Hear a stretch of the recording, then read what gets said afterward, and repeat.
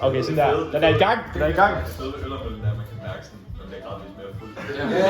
Ja, fordi vi drikker ikke bare én øl. Vi drikker. Jeg kan godt huske det til din fest.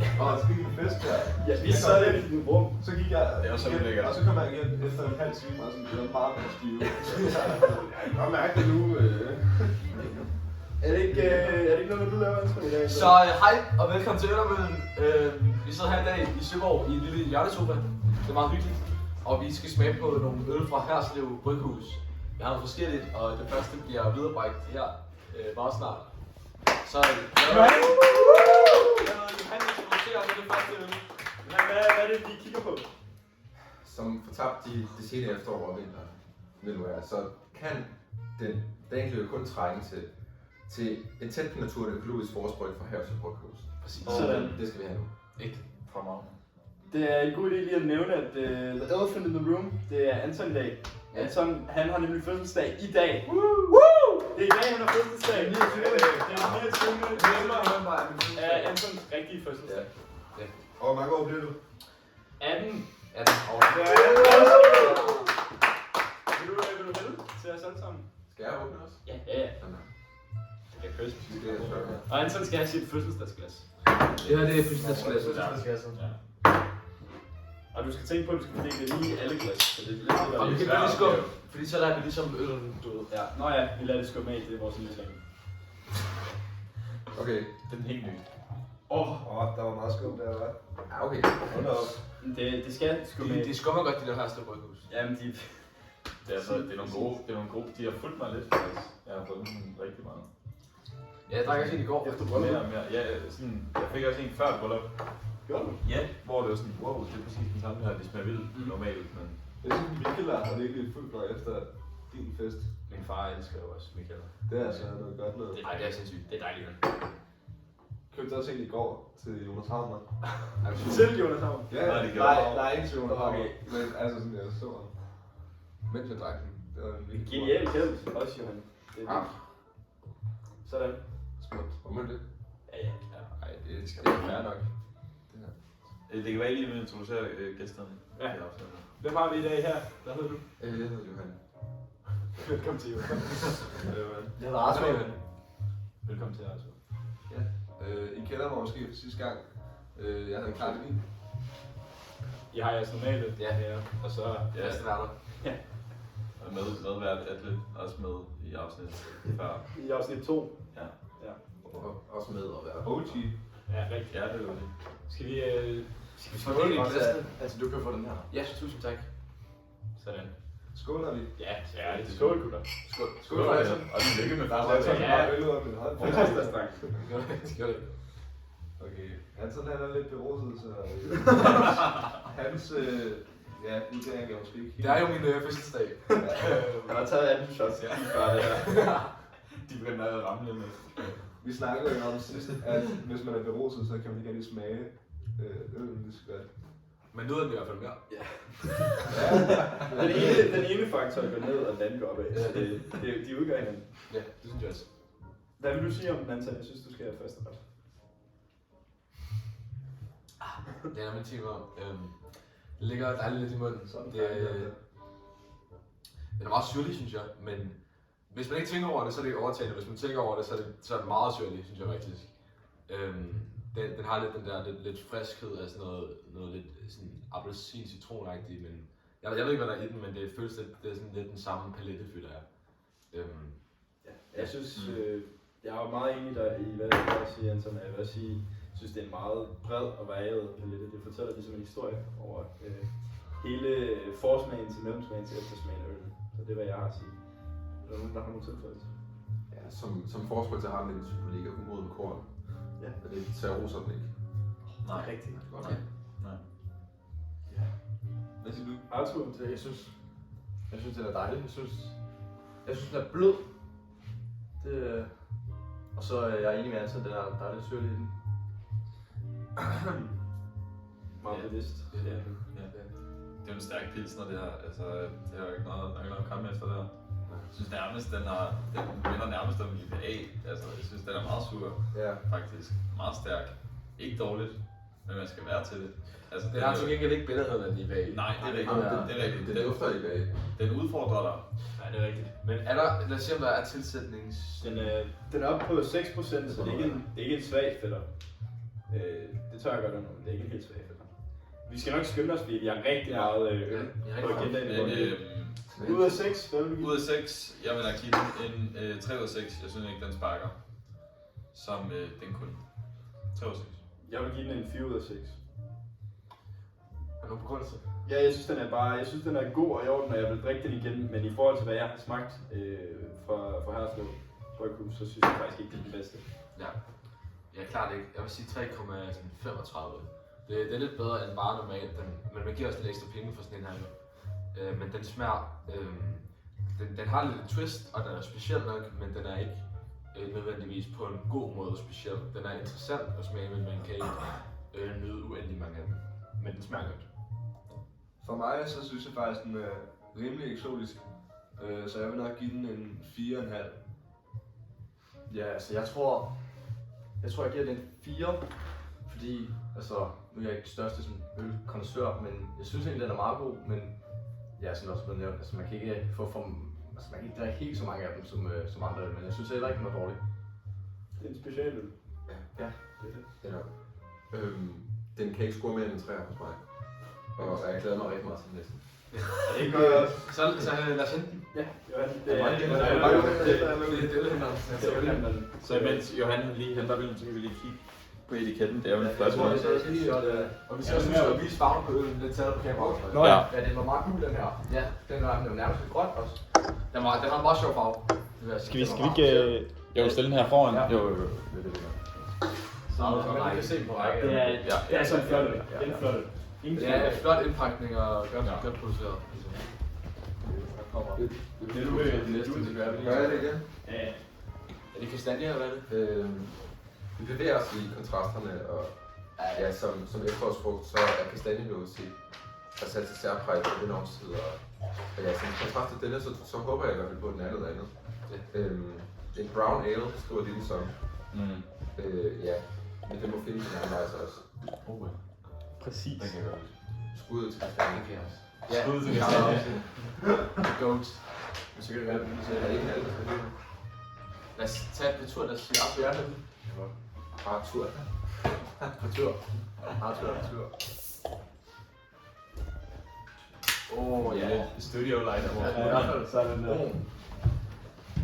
Ja, Vi har faktisk kommet lidt på lys i dag. Ja. Han så var bag kamera. Ja, godt nok. Det går skide godt, den her.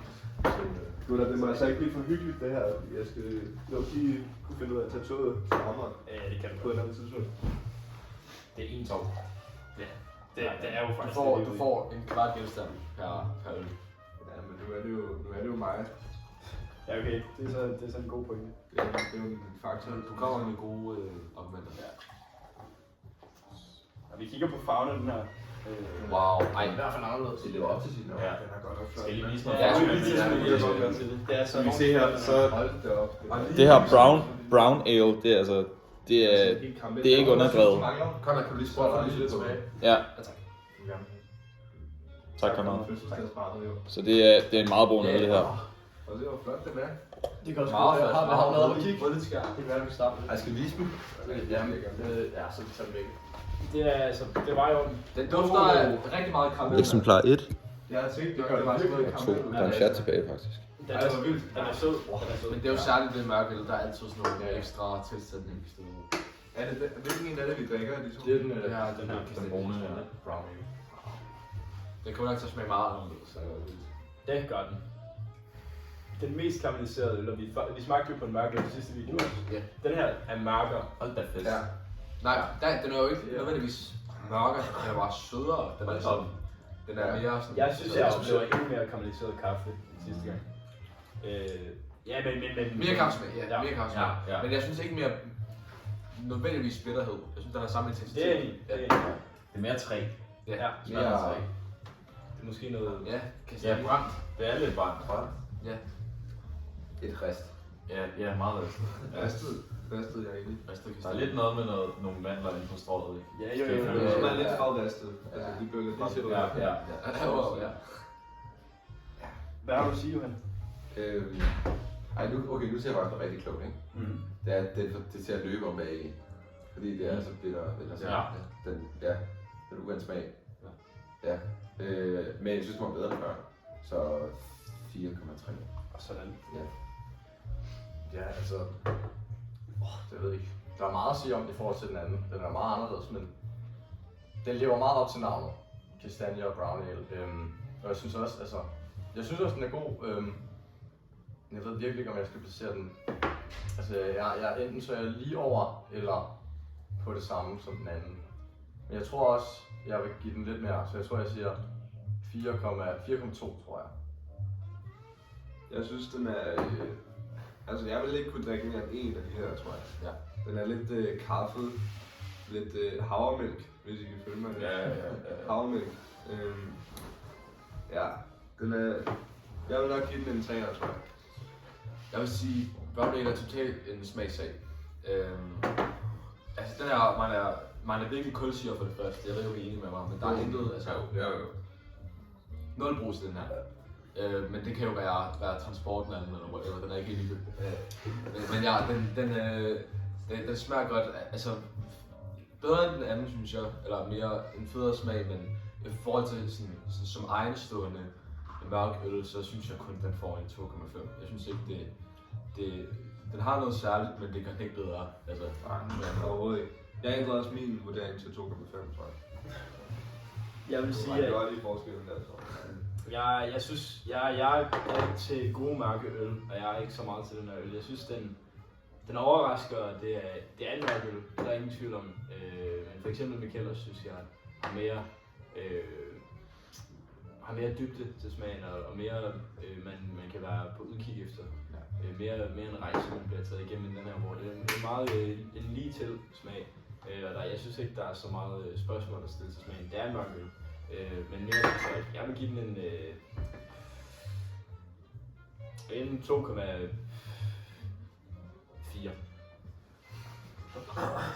Jeg tror, skal vi lige introducere vores gæst? Ja, velkommen til scenen. Du sætter dig bare ved siden af Adle. Så bare introducere dig til Øllermølles YouTube-kanal. Det må virkelig sige det.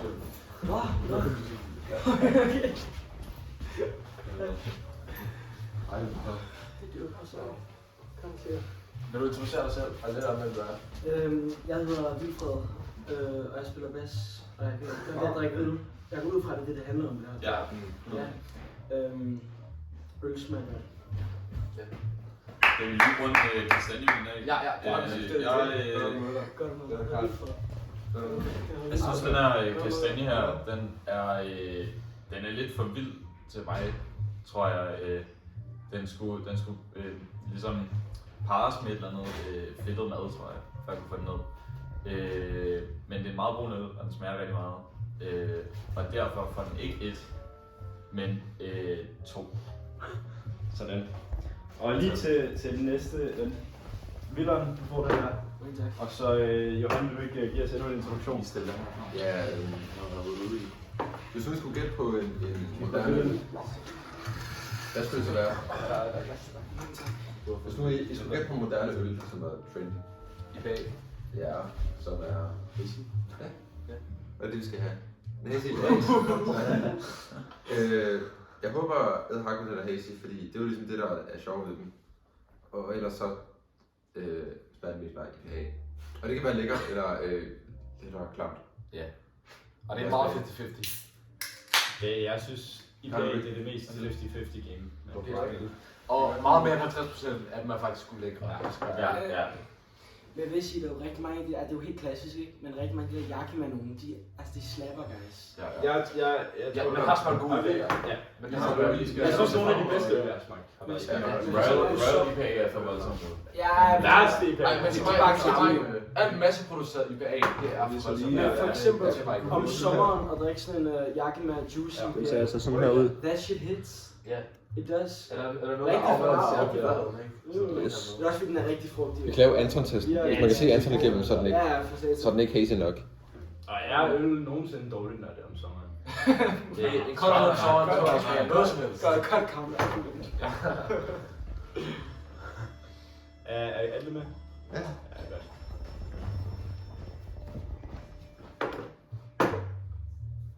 Lad os håbe, der er nok.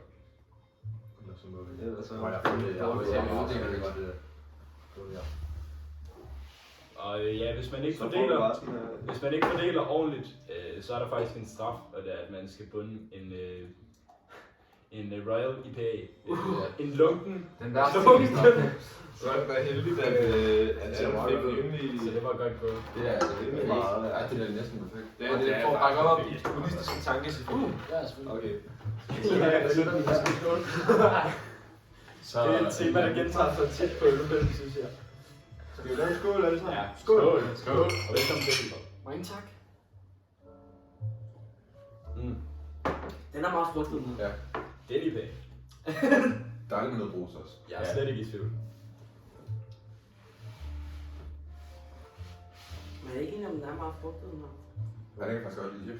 Der er noget æble, synes jeg. Så faktisk, jeg synes, den bliver lidt for flad nu. Den har ikke så meget smag. Den er meget... Nej, Men i det mindste er det en afbalanceret billede. Virkelig. Det er ikke ideen om, at den IPA der gør Nej, den dårlig. ja. Altså, det er ikke den der overgrebet. Præcis. Klar. Du får ikke sådan en bræk for den, når du drikker. Overhovedet ikke.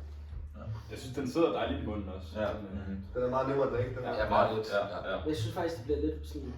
For let. Det bliver lidt for fladt. Der er brus, men brusen er også bare sådan noget gavet, men det er fordi, den er bare lidt flad. Ja. Det er ikke fordi, den smager godt, men den er sådan... Men den er mere bruset end de andre, vi har drukket. Ja. Især i forhold til den sidste. Det er den mest Ja, det er brusede. Jeg synes ærligt talt, jeg har smagt bedre øl, jeg har smagt bedre IPA, men jeg synes, det er en dejlig øl. Ærligt talt. Det vil jeg Den er i hvert fald meget sommerlig. Ja, Jeg synes, Ja, det det er er dejligt. Jeg synes, det er den bedste indspil. Ja. jeg er enig i Det er også det, mig. han siger. Så Johan, vil du starte med din... Ja, jeg tror, vi er oppe på en 5'er, fordi det var lækkert. Wow. Hvad måler vi det i? Altså, 6 er den en af de bedste, jeg nogensinde har smagt. Og det er ikke i forhold til kun Herste Bryghus, det er i forhold til alle øl. Okay. Ja. Klassikere. Og ja, det, man kan sige, det er stjerner. Okay. Ja. Jeg synes, som der blev sagt, så er den meget frugtig, og det der med, altså jeg kan bare mærke, så snart jeg får det ned, så får jeg det der, altså så det første, der rammer mig, det er bare æble, eller en eller anden form af frugt, noget sommerfrugt. Ja. Og det er jeg jo ikke imod, men jeg er jo ikke altså, personligt verdens største fan af IPA. Og så jeg føler efter, så snart det her æbleværk for mig, det forsvinder, så synes jeg, det bliver lidt IPA for mig. Så jeg tror, for mig er det nok ikke, jeg tror, jeg er jo større fan af de andre to, så jeg tror, jeg siger 3,9 på den her. Jeg vil low-key bare beskrive den som en dejlig øl. Altså den smager sgu meget godt, synes jeg. Så jeg vil give den en 4,8. Jeg synes, IPA, det er altid det der med, at det har en rigtig, rigtig god indgang, og så bliver det bare forfærdeligt. Sådan, lige 2 sekunder efter, ikke? Det her, det er meget mere sådan, det er sådan okay indgang, okay bagefter. Jeg synes, den siger mig ikke så meget, den er meget... Jeg synes, den er karakterløs, men jeg synes også, den er velsmagende, den er sådan, den fungerer ikke, den er ikke dårlig. Men ja, det er bare en rund træ, og helt gennemsnitlig normal øl for mig. Jeg synes ikke, det er den bedste, jeg smager indtil videre. Den er god. Jamen altså, jeg synes som sagt, det som du sagde, karakterløs, beskriver det ret godt. Det er meget, det er ikke fordi den er dårlig, den er bare kedelig. Jeg tænker ikke, når jeg drikker den. Sådan noget. Måske om sommeren, iskold, kan jeg godt se den. Ja, igen, alt fungerer der, så det er ikke fordi, det er ikke en særlig vild startpunkt at sætte. Jeg tror, jeg tænker en 2. Det er sådan lidt, det er ikke fordi, det er dårligt. Jeg vil godt sagtens skulle drikke det. Jeg er også nyde det, men det er sådan, altså. Ja, jeg vil sige, at jeg synes hazy er et rigtig godt adjektiv her, fordi at den er altså, som der også bliver sagt, så har den, jeg synes faktisk, den har en rigtig dejlig entré i modsætning til Anton. Jeg synes faktisk ikke rigtig, den har noget andet. Det er som om, at den kommer ind, og så forsvinder den bare lidt. Den er meget hazy, jeg ved ikke, hvor til stede den er, det er som sådan en jeg ved ikke, en person, man snakker med, som ikke giver så meget, synes jeg. Så jeg vil lægge den på en rigtig fin øl, men hvilke træk har den? Den har sikkert noget, jeg ved bare ikke, hvad de er. Så Kan jeg ikke smage det? så jeg ved ikke, hvis den gider at snakke lidt med mig, så kan det være, at jeg snakker tilbage, men ellers så får den sgu bare en 4,3. Jeg synes, det er i hvert fald en IPA, men den er ikke så karakterstærk. Altså, jeg synes, den må godt bruge lidt mere. Altså, jeg smager noget Bornholm, jeg smager nogle skalddyr, noget sent forår, noget maj. Men det er der jo ligesom ikke. Vi er i november.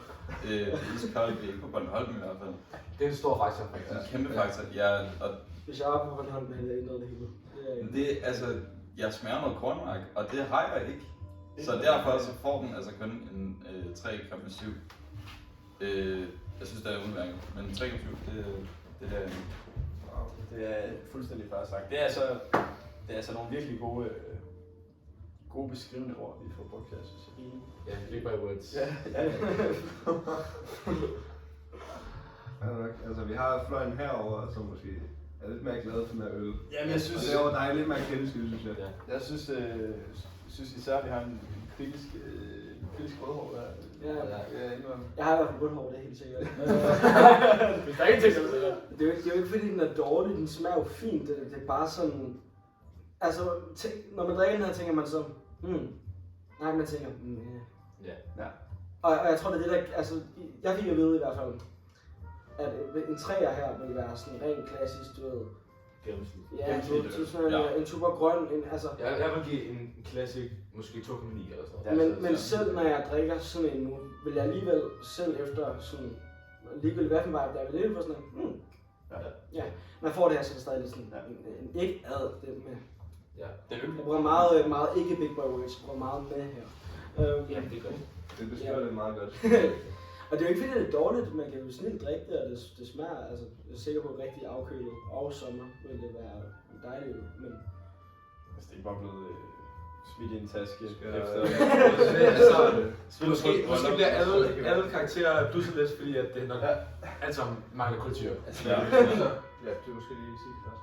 Nej, hvad hedder den her øl? Jeg lyder lidt til den. En dobbelt IPA. Er nogen, der forstår adjektiv dobbelt, når det er IPA? I forhold til Det er bare med IPA. Der står på siden. Måske, jeg gætter på det noget med maltningen. Dobbelt malt, dobbelt gæring. Dobbelt alkohol. Wow. det glæder jeg mig til det der. Den her, den glæder mig til rigtig meget stort. Så vi har 8,3% på Holsgaard. Det der gør dobbelt. Ej, det er sådan noget årgangsbrygpis. Ej, det kan simpelthen ikke holde. Man er jo vant til en for eksempel en trippelmaltet øl med trippel alting. Dobbelt alting så, i det her tilfælde. Men det er jo fantastisk. Altså. Det er ligesom det der med burger og chokolade, som er ikke sammen. Nej. Så er det godt. Det er godt. Det var Yes. 2 burger. Det er rigtigt. 2 burgers. Man kan sige dobbelt IPA, altså en IPA smager jo måske ikke så godt. Så hvis den er 2, så kan det være vildt godt. Skal jeg lige Men det er jo bare ikke, fordi en IPA kan smage det. Så det vi har gang med her, det er en dobbelt IPA igen fra Hasle Bryghus. Ja, Like that. Hvad var det, du kaldte den? Johan, var det Anton-testen? Anton-testen, ja. Men det gælder... Er det kun for Hazy? Det kan godt sige, ja. Det er rigtigt. Så fungerer den slet ikke i det her Så vi tilfælde. laver en dobbelttest. Vi kan stadig se den. Dobbelttest. Ja, du må lige Kan vi se Anton igennem? Ja, den er dobbelt. I må skrive i kommentarerne. I må... Umiddelbart en lidt tynd øl. det er den der rival, der var flashet for den. Jeg tænker måske bare, det er sådan en... Ja, men i hvert fald godt dufte kaffe. Den er lige med måske noget som en dobbelt espresso, hvis man kigger i en kaffeverden. Ja. Jeg er rigtig, rigtig bange for, at der er dobbelt gær i. Det er Ja, meget farligt. det kan jeg ikke idéen om. Ja, og det er nok bare helt sikkert, når det er Ja, det er dobbelt. Skal vi have dobbelt karakterskala så? Ja, det er også på 12. Ud af 12, ja. Skal vi lige også lige skåle? Skål, guys. Skål.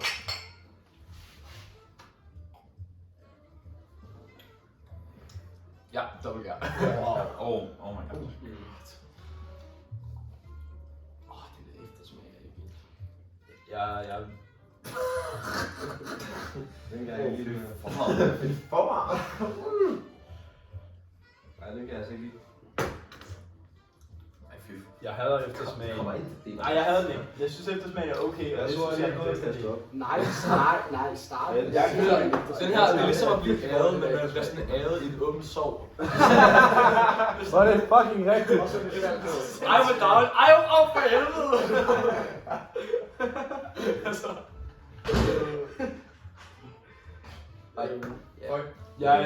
Hvis I har mere øl tilbage, så prøv lige at tage jeres mund, og så skal I trække vejret indad. Så man får det ind. Det føles som sådan smøg. Det jeg kan What? Ej, det er sjovt. Den er Ja, så Det er kun eftersmagen, der ryger med der. Jeg kan godt lægge ud på den her, faktisk. Jeg har noget at sige her. Vi tager den anden vej rundt. Ja, det er jo også dobbelt. Til seeren derude, I skal forestille jer, at I går ind på en café inde i en vilkårlig by med en kaffebar, og så spørger baristaen, om du skal have enkelt shot eller dobbelt shot, så siger du, fuck nej, jeg skal have 12 shots espresso, og så tager du bare kommen og drikker det hele på én gang. 0. Og det er, sådan, det er den følelse, du har i halsen bagefter. Det er sådan, det føles at tage en tår af den her. Og det var den der brækfornemmelse, vi snakkede om før. Den får du bare dobbelt, fordi det er dobbelt IPA. Den er for sur, for overgæret, for alt muligt. Der er ikke engang kulsyre i. Altså jeg synes, og der er 8%. Altså du får intet fra æret her, du får ikke noget fortalt, ingenting. Altså det er bare en monster i et glas. Det bliver bare godt kørende af den, altså. Det bliver bare godt kørende af den, og det er ikke det, vi er ude på. Ikke for at tale for forpersonerne, selvfølgelig, men ja, så jeg synes ikke, jeg accepterer den simpelthen ikke. Altså, den får, hvad er det, dobbeltskala? Ja. Den får stadig 1. Wow. Ja, vi også skal have dobbelt skål, hvor vi lige skyller af. Ja. Jeg tror ikke, jeg kan drikke mere. Ej, det, ja. Ja, jeg synes, det er et rigtig godt tema, vi har kørt her, hvor vi virkelig giver sådan en situation. Og det eneste, jeg sådan lige kan tænke, det er der, hvor man har stået op, og man har sovet fucking lort, og jeg ved ikke, man har haft for meget adrenalin fra aftenen før, eller et eller andet, og så har du ikke vasket nogen sokker. Så du tager sådan, de der sokker, sådan dine Airfix-sokker, eller sådan dine uldsokker eller julesokker, der bare er lidt for små, som, altså du skal nu at købe nogle nye inden skiferien. Så tager du din sok, og så river du bare igennem. Så falder hælen bare af. Altså. Det er sådan, jeg føler, den her øl er. Det er sådan, man håber på så meget, og det er altså, hvis der er noget, jeg kan smage, så er det, at det er en dobbelt IPA. Men mere end dobbelt IPA, det kan jeg ikke sige, jeg synes, den ligger på en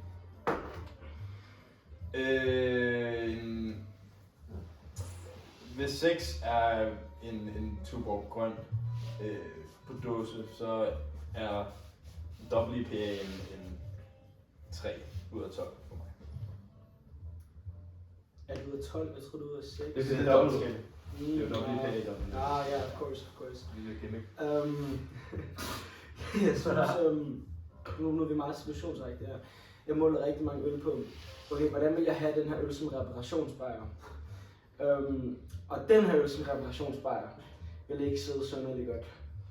Fordi forestil dig sådan, at jeg lige var ude en aften og by. Og jeg synes jo for eksempel sådan en Tuborg grøn, når du står op og sådan en reparationsbajer, den er jo dårlig, den er heller ikke god, det virker fint. Det her vil ikke virke særlig godt. Jeg er ikke så negativ. Jeg synes også, der er nogle ting ved den sådan i starten, jeg faktisk synes er positiv. Men den er ikke. Det er jo lidt en fornærmelse, at den er lidt skarp. Og eftersmagen er meget hæslig. Jeg ved faktisk ikke, hvor vi ligger med den her. Det var ikke sådan.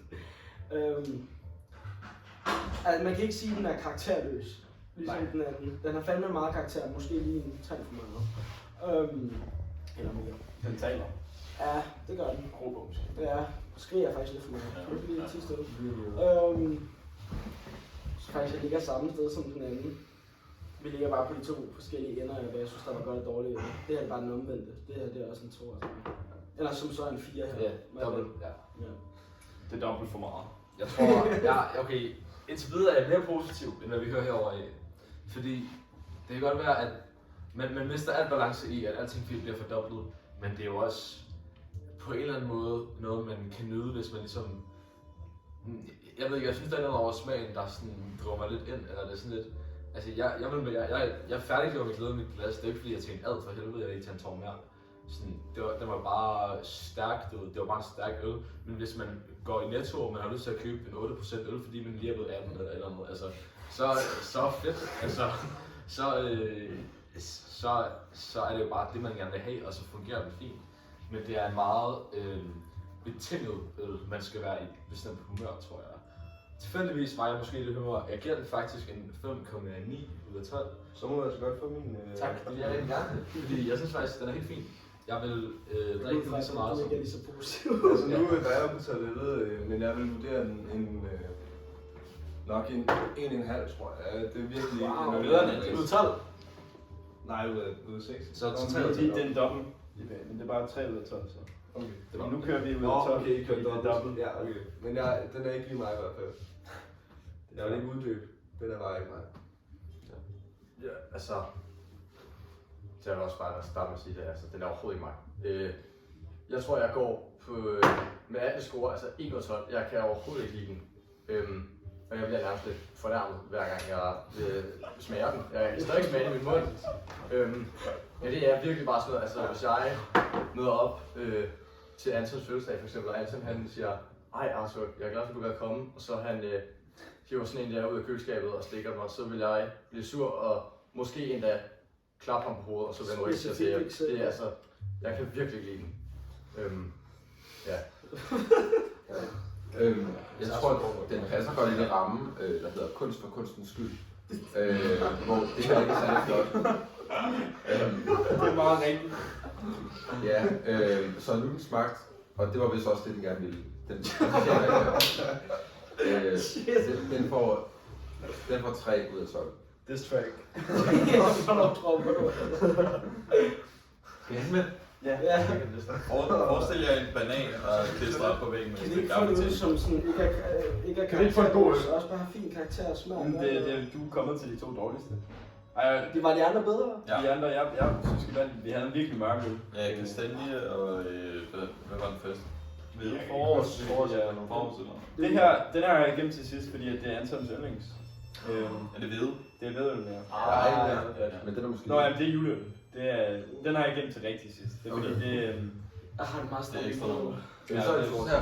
I har en Ja, ved du hvad? Den her, den tager jeg. Anton og jeg, vi har haft den emotional rollercoaster af, også sammen med Adel, at være i et bryllupband, hvor vi har hygget os afsindig meget. Og alligevel, vi har elsket det, og på samme tid haft den værste oplevelse. Det har været afsindig hyggeligt, og også afsindig nederne. Men noget, der har været der vores aften, og som jeg også sendte med hjem i Atlas lomme, da de så tog videre på bar, efter en velfortjent bartur på den lange aften, det var altså den her vedøl. Og Anton har altså givet den rigtig gode komplimenter. Så jeg tog en, og jeg skal også på sommerhustur med Anton, hvor jeg har gemt en ekstra en. Kun til os, fordi det her det er altså en dejlig øl. Den her vedøl er rigtig god. Det tror jeg er noget, I alle sammen vil nyde, gutter. Så lad os give den et skud. Der er rigtig godt med, altså. Jeg glæder mig. Lad os gå. Nå, er det... Vildfred, tror jeg. Ja, eller skal jeg gøre det? Det må du gerne. Nu har jeg blæset, Vil du, og jeg kan mærke... Du kan starte mit, så kan jeg godt være easy. Nu har jeg lige vist... Jeg kan mærke, at der er altså noget kolde, der mangler i den her. Det er Det virkelig. er rigtig ærgerligt. Ja. Ej, noget kulsyre er det jo. Jeg tror ikke, det vil være. Skal vi se, vi har lige lidt meget skum. Conrad, kan du skrue lidt op for lyset? Conrad. Perfekt. Ej, Conrad er faldet i søvn. For helvede. Han har drukket for meget. Du der regner egentlig med, at der stadig er en bundskab på nogle gange i de andre øl, jeg Skal vi smager. se, Så så altid til bunden. Ja, sådan lidt utydeligt den her. Vi laver antitesten her. Artikler, der er ligesom... Det er jo ikke en helt... En lidt grumset pilsner, hvedøl måske.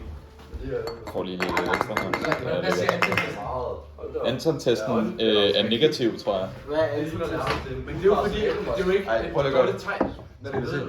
Hvad er Anton-testen? Anton-testen er positiv. Man kan ikke se noget. Jeg kan ikke se noget. Nej, det kalder jeg negativ. Jeg kan altså ikke se Anton, og det er virkelig... Ja, for det betyder jo ikke noget. Det er dårligt. Ej, men det synes jeg sgu ikke. Med det samme. Jeg synes, det er en fed farve der. Jeg synes, den er... Det er faktisk en fed farve. Det er så mere, det kan blive, uden at den ser giftig ud, føler jeg. Jeg synes virkelig, det ligner en æblemost eller sådan noget. Ja, Det kunne sagtens være. Hvad tænker vi, gutter? Skål. Conrad også ramt med flitsen. Ja, ikke noget strube, tak. Skål. Tænk på Nicolás. Tænk på Nicolás. Hey, ellers skal vi skål. Det gør jeg også. Jeg ved ikke, om det er. afsindig god duft. Jeg den kan jeg føler, fandme at jeg Nul dufter. kulsyre. Ej, lækkert. Det er okay. Mm. Den dufter godt.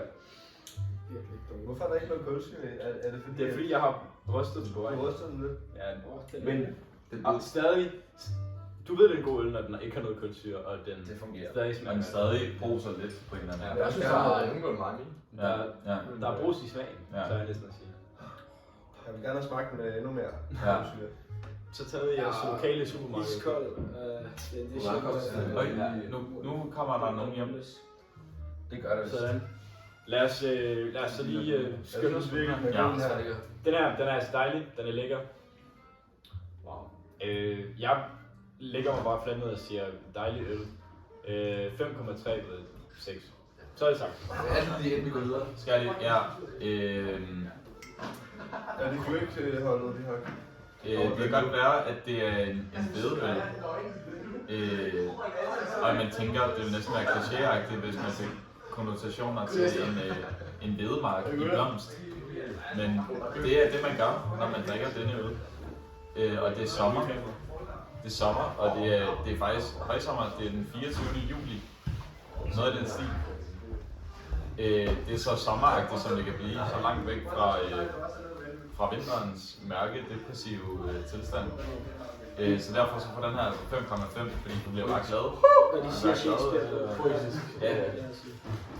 Jeg synes virkelig også at tænke på, at den her, den tager en til Bornholm. Her så er man altså i sommeren. Det er en øl, hvor at lige meget hvornår man drikker den på, så er man til stede i sommeren. Ja. 100%. Ja.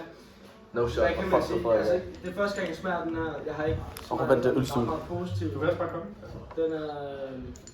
Den er godt nok dejlig. Der er faktisk ikke så meget af den, men det er virkelig positivt.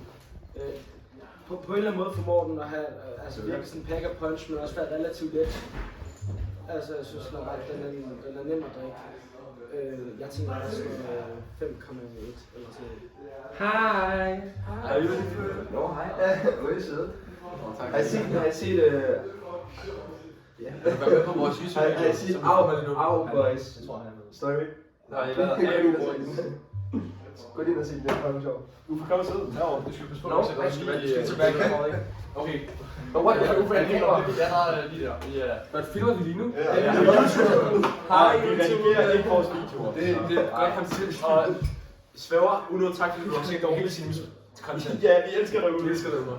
Det er vores største fan. Det er vores største fan. Han ser alle vores videoer, tror vi. Hej Ulle. Hej, Ulle. Jeg savner dig. Okay, så ting man ved, eller at den har ligesom et første lag, der er ret sådan pilsnejligt, der hvor man ikke rigtig kan mærke noget, men så den der lille pikante fucking hvedesmag, der er bare i alle hvedøl, hvor den smager det samme i alle hvedøl, føler jeg, men hvis man ikke gør det på den måde, så gør man det bare forkert.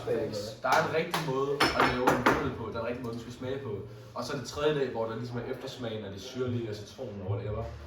Men den rammer hvedøl, og den rammer eftersmagen, og den rammer det hele, det er en fucking god øl. Jeg giver den, vi er ud af 6, nu er det ikke stadig dobbelt. Jeg giver den en 5,5 ud af 6, det er en virkelig, virkelig god øl. Jeg er tilfreds. Godt beskrevet, det er hvad jeg har at sige. Så jeg giver den altså også en 5,5.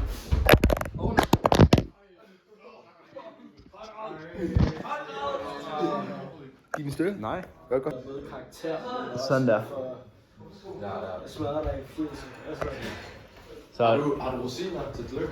Du kigger bare helt igennem det. Jeg har været i gang med Tjek lidt, du skam.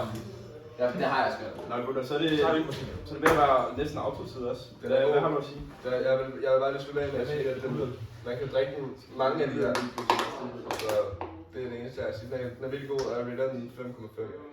Jeg vil gerne drikke en til, hvis vi havde. Ja, altså jeg er også enig. Jeg synes, den er markant bedre end den sidste. Og også alle de andre, vi har fået, er nok det bedste, vi har smagt. Og en af de bedste, jeg har smagt overhovedet. Så jeg vil også give den ret højt. Jeg tror, jeg vil sige 5,7.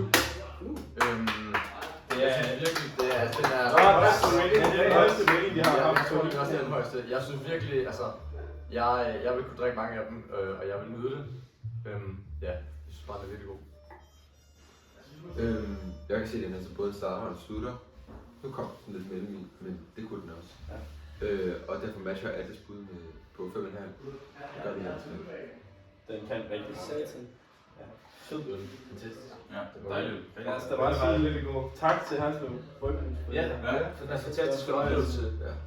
Højdepunkter og lavdepunkter. Ja. Det der er særligt ved dem, det er, at de faktisk også har en feature i vores næste video, hvor vi smager juleøl. Det skal jeg glæde jer rigtig meget til. Der har vi en rigtig godt line-up. Og det er vildt, så de gider sponsorere det. Ja, det er så fedt. Der er så mange ølfirmaer. Tak. Skud. Ja. Det er så sødt. Kasper har skrevet den der. Næste gang måske. Altså. Hvis de er heldige. Ja. Er der nogen, der vil sige noget mere? Så lad os da bare takke af for i dag. Det var en dejlig fødselsdag. Tak for det. Ja, tillykke. Tillykke til Anton, og det der besluttet. Jo, tak fordi du så med.